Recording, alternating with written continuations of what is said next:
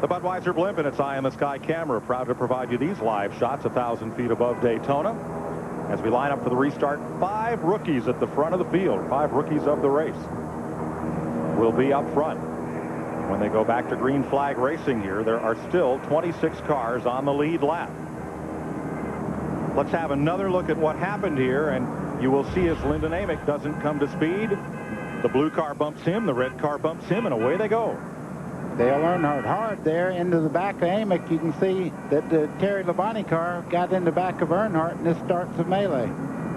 Of course, that was after Earnhardt had hit Lyndon Amick.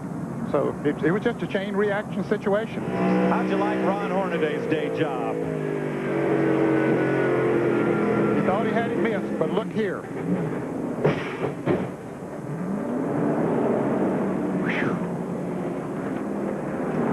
And Jimmy Kitchens. He thought he had it missed. He was just idling along down here in the grass.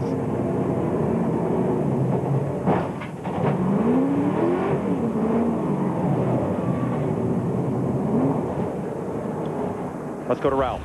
Mike, it's kind of unusual to be seeing transmission problems on a big super speedway like this. What we found out from talking to some of the crew chiefs is that these guys are running smaller gears so they can get that transmission to turn faster, cut down on the friction in there, and the car will go a couple of tenths quicker. Problem is, the guys are running real high with the engines, and of course they're speed shifting, get them up to speed, and they're just overexerting all that energy on the transmission. They just can't take it. Green flag, and the leader is Kevin Grubb, who drove in 22 Busch races last year, finished an impressive second at Dover in September, 4th in Rockingham, and 6th at Atlanta. Those strong runs got him recognized by Clarence Brewer, and he's in the Bruco Motorsports number 37 right now in the lead. And Adam Petty hung up there on the outside just for a moment in the 45 car, running second. This car number 57 is Jason Keller. He's 5 laps down. Here comes the 59 of Mike Dillon. Now he's trying to get back in the lead lap. He was 1 lap down. And he may make it here, Ned. Coming along with him, number 32, Jeff Green, looking for the lead. Jeff Green had restarted in 6th place and now all the way up to the lead. Kevin Grubb, 6th different leader today. Sliding back in the pack a bit. Jeff Green is going to lead them around to the stripe. Ken Squire. That Kevin Grubb, gee, just a year ago, you'd find him out at South Boston, Virginia. He says, I try to approach all races the same, whether it's South Boston or Daytona. But it's hard not to be in awe when you're here at Daytona. Every driver's dream is to race at Daytona. Not only is the dream fulfilled, but he's been, as Mike said, the 6th leader in this race. 37 laps to go. Down to the inside, number 1, LaJoie makes a move, and he's got help on the right side of your screen. Coming with him was the Jeff Burton car, number 9.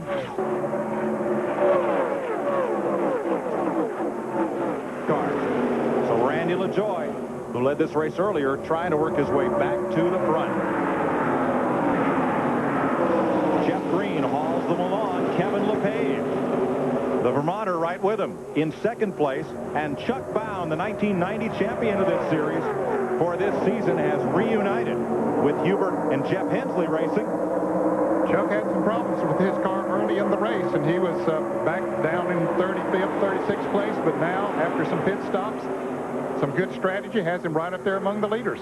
Cars in green like Jeff Burton have gained a position this last lap. Cars in red like Jason Jarrett have given one back.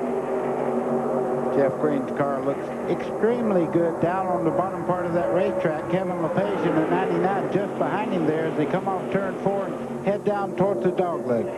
Dale Earnhardt Jr., after those repairs, continues in 23rd spot. The car will draft along, but with those aerodynamics, won't be able to lead. On the bottom, Randy LaJoie keeps charging that white machine toward the front, slips up in the groove, picks up another spot.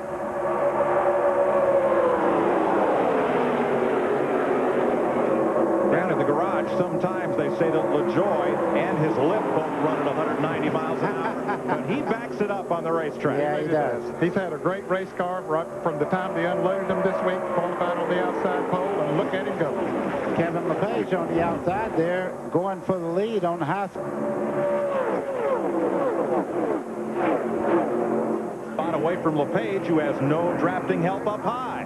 Move LaJoy up into second spot. Yeah, Kevin could see he had good momentum up out of the corner. He just dropped back there just a little bit. There was a little contact there between he and Bound as they headed down towards turn 1. And Terry Labonte has brought his car into the pits. Chuck Bound, number 63, won a run a Busch Series championship 9 years ago. Went to Winston Cup, drove for Bobby Allison, had a bad crash at Pocono, took him out of racing for a couple of years, but he's come back to the trucks and now to the Busch Series and up toward the front of the field. And Lyndon Namick takes his car behind the wall out of the race. Andy Hillenberg, that green and silver number 18, works the bottom against Kerry Earnhardt, Dale Jr.'s older brother. 13th position is Hillenberg. Now, he struggled early in the race also. They were in for a long time during one of the cautions, made a lot of adjustments on his car, but he's right in the thick of it again. They're behind another rookie, Casey Atwood, in 9th place. And you're riding with Kerry Earnhardt. That's Atwood just ahead from Nashville. Who'd you say Casey Atwood reminded you of? He reminds me of a young Fireball Roberts. The way he handles himself, you can see he has great skills, and he adapts to racetracks. I don't care if they're a quarter mile, half mile, mile track, 2.5 miles. He's proven he can drive anywhere. That's Hillenberg, the green car to the inside, and Mike McLaughlin. You saw number 34 moving back up. Now he's on the left side of your screen and bringing last season's runner-up, Matt Kenseth, with him. Excuse me, I noticed Kerry Earnhardt got sacked. He did. He's around backwards now, spinning down toward the tri-oval. Jason Jarrett got into Larry Pearson. The other base motorsports car, Tony Raines, is involved. Jeff Fuller is in it. Dick the double Trickle. zero, Larry Pearson, Dick Trickle, Johnny Benson, and the number 50 is in it as well, Mark Green.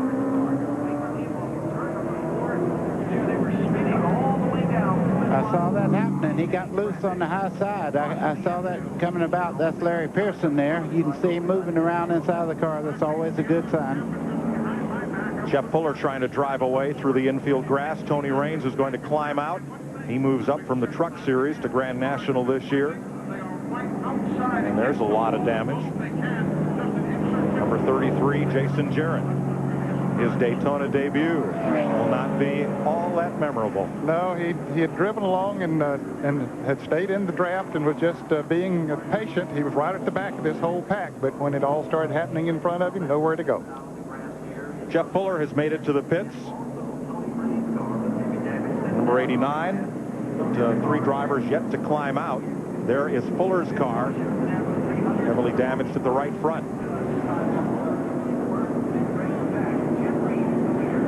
There's Tony Raines' car there. You can see the flap up on the roof there. He's moving around inside and about to climb out. Yeah, I could see him talking to the crew. He's not a happy camper. Number 50, Mark Green, middle of three racing brothers. From Owensboro, Kentucky, now getting some aid from the track crew. That's Larry Pearson walking with one of the attendants there. Larry is okay. Two-time Grand National champion.